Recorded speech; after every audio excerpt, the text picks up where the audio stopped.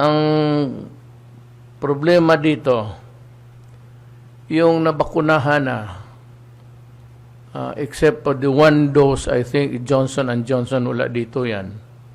Yung nabakunahan na, sa first injection ninyo, kailangan kayo ng booster, a second injection.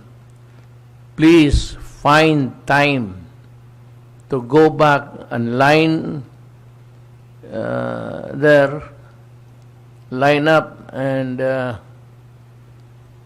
show your card so that they would know that you are receiving the second dose. Booster po yan. Alam mo, ang medisina nitong mga Sinovac, Sinopharm, and the rest, dito ngayon, which are available in the Philippines, they require a second dose, booster. At kayong iisa lang, kulang yan. Pakilinya lang uli for the second dose because ang protection ninyo is not complete without the booster. Mahirapan talaga akong magkumbinsi sa Pilipino, lalo na yung matigas ng ulo. Kindly follow instruction. Hindi naman mahirap yan eh. You find time at your convenience na pumalik doon, pumila, at magpabakuna, tinatawag nilang second booster. Yun ang magbigay sa inyo ng more or less a good protection. But it does not guarantee that you will not be contaminated unless you observe the protocols of the washing of the hands, again, and mask, and social distancing. Kasi hindi pa nawala talaga itong COVID-19.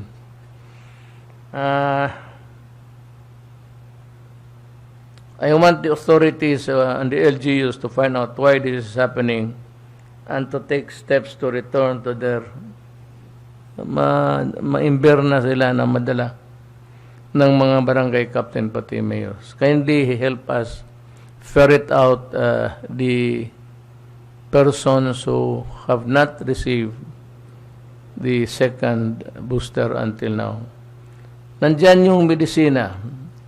Pinakahintay natin halos 1 taon. Kaya lang naman nakukulang-kulang talaga yung supply. So it took us time to receive our share. But now, medyo maluwang na ang mundo, nabakunahan na sa Amerika halos lahat, they can afford now to share the residual supply nila sa vaccine. Ano lang, kasi itong COVID na ito is a very toxic thing and it can contaminate you again. There is no guarantee. Though it would give you a measure of protection, it does not guarantee that you will not get COVID again. So despite or in spite of your vaccines and boosters, please observe the basic protocol. Mask, hugas ng kamay, at social distancing.